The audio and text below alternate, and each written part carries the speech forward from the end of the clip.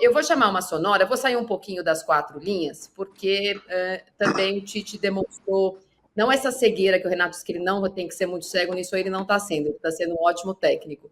Porém, na coletiva sobre a partida e sobre o resultado, o Tite falou o seguinte sobre o agora condenado Daniel Alves. Vamos ouvir. E um segundo, fora Flamengo, mas dentro do futebol.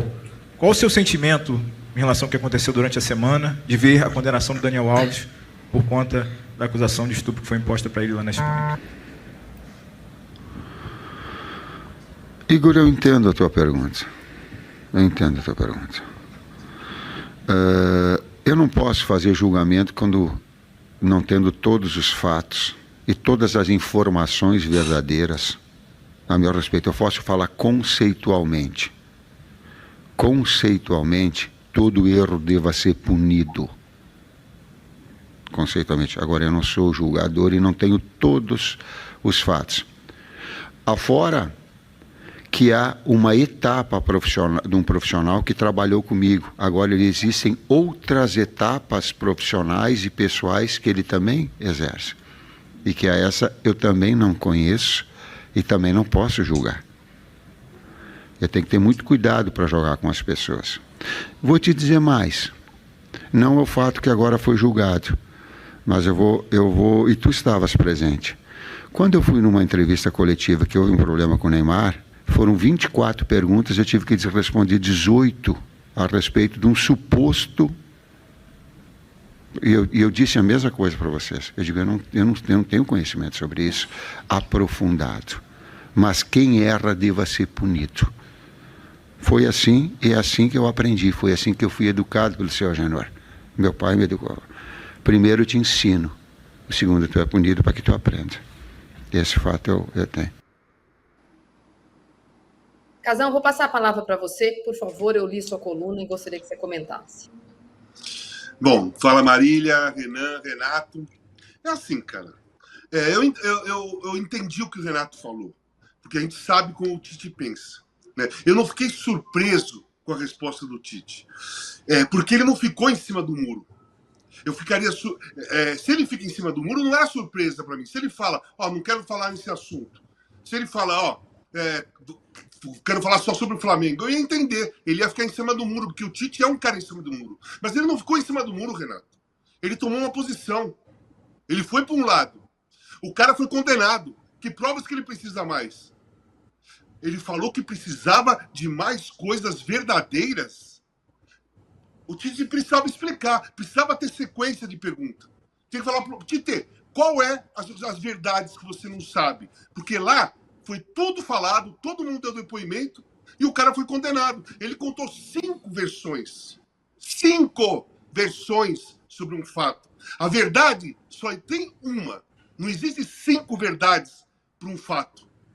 Principalmente um crime. Não existe 5 verdades para um crime. Existe só uma verdade. O Daniel contou 5. E ele precisa de mais argumentos? Ele precisa de mais conteúdo? Ele precisa de mais provas? O que o Tite pensa? Ele está dizendo que a justiça espanhola foi desonesta com o Daniel Alves? Ou ele está falando que a vítima está mentindo? Porque o Tite tomou uma posição. O Tite ficou do lado do Daniel Alves. Ele ficou do lado da dúvida. Que não tem mais dúvida, porque o cara foi condenado. E ele joga muito bem com as palavras. Quando ele fala, eu não sou julgador, eu não vou... Tite, não precisa ninguém julgar mais. Já foi julgado. O cara é condenado a 4 anos e 6 meses de prisão por estupro. Já foi julgado. Já foi condenado. Qualquer coisa que se fale sobre ele agora é opinião. E a sua opinião do Tite, o Tite deu a opinião para o lado do condenado. Não foi julgador, porque não precisa julgar mais. Ele deu opinião. Ele tomou um partido. E a comparação com o caso do Neymar é ridícula. É completamente descabida.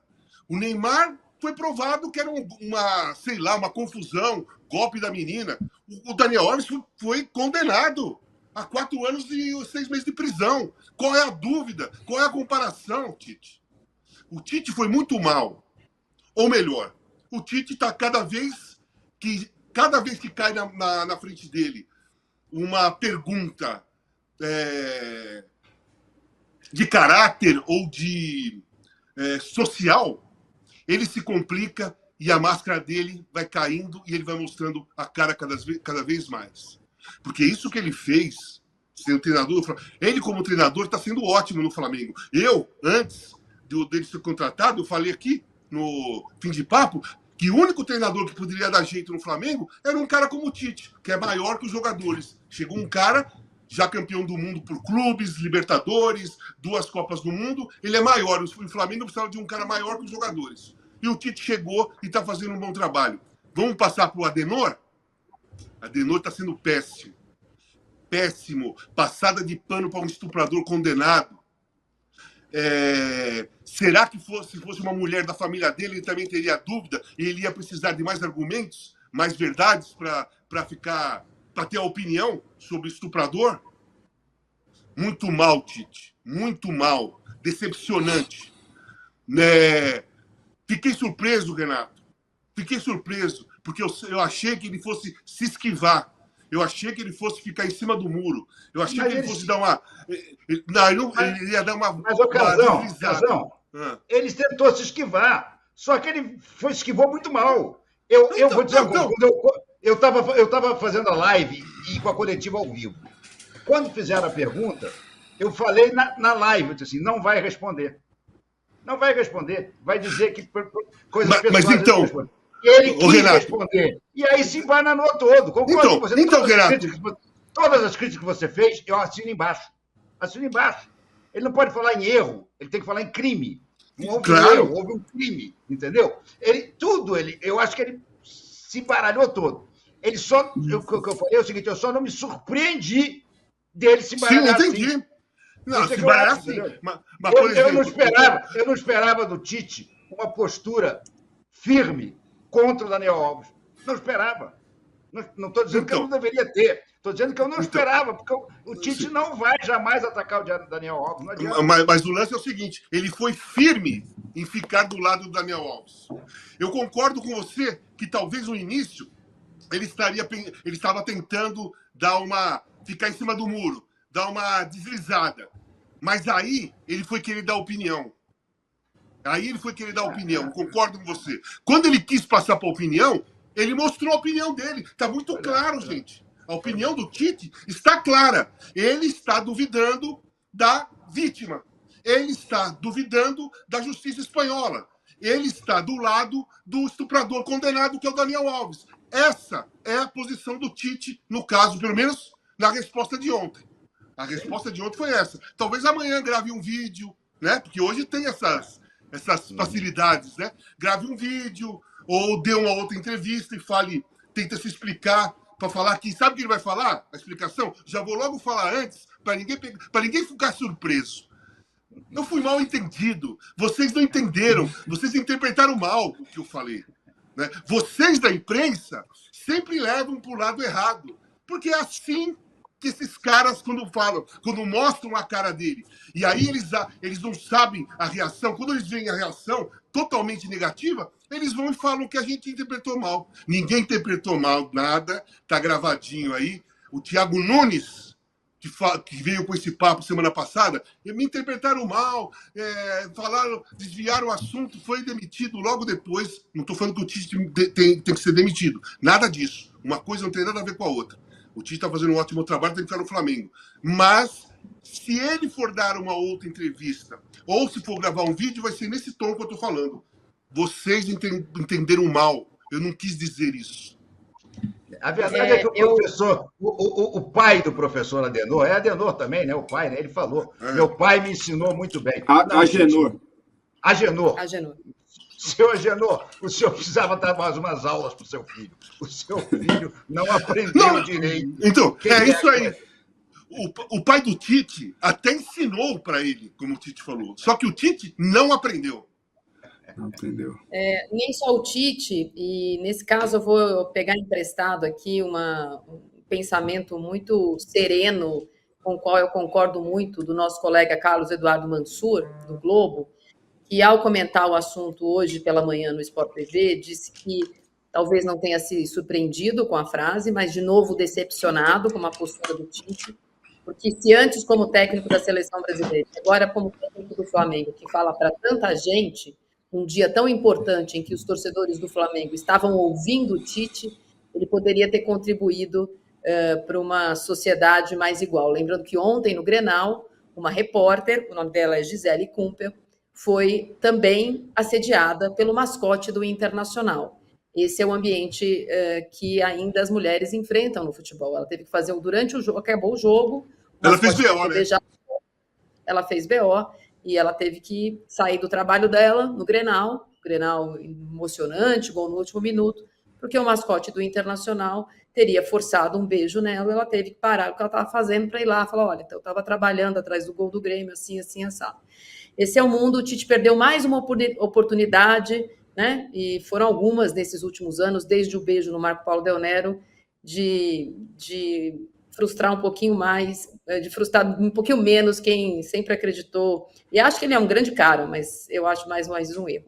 Voltando para o jogo, Renan, o Diniz, na sua coletiva de imprensa, para falar um pouquinho do Fluminense, que tem final na próxima quinta, reconheceu a superioridade do Flamengo, mas colocou os atenuantes do time cansado, blá, blá, blá, blá, blá, blá.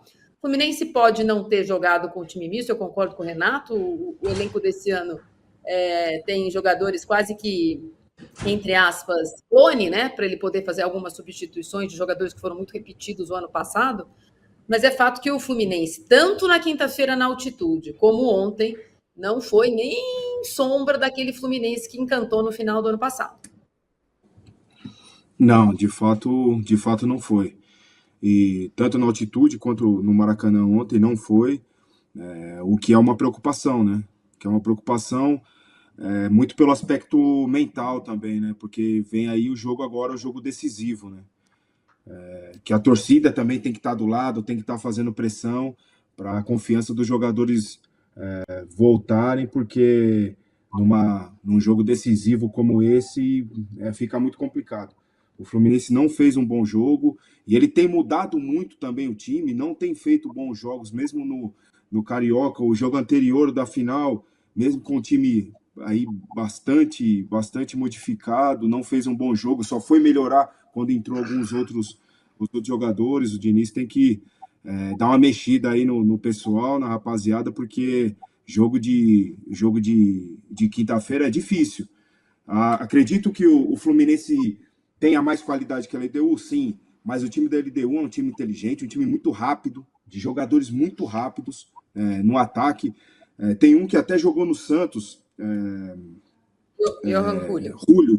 Johan Julio, que está pela LDU, tem feito grandes jogos. O ano passado contra o São Paulo na Sul-Americana, quando eliminou o São Paulo, ele jogou muito os 2 jogos. Então, um jogador para o Fluminense estar muito atento, porque provavelmente vai ser um jogo mais de contra-ataque da LDU, e dependendo de quem tiver na zaga, você pega o Felipe Melo, jogador lento, na minha opinião.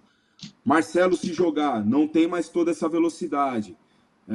O Thiago Santos, que tem o volante que tem jogado na zaga, é um pouco mais rápido que os dois, né? Então tem que ter muita atenção para não ser aí surpreendido, porque eu acredito num jogo muito de posse de bola, como é característica do Fluminense, um jogo muito de propor o jogo mesmo, e o contra-ataque da LDU, que é muito rápido mesmo. O Diniz e o time do Fluminense tem que estar muito atento nisso, na minha opinião.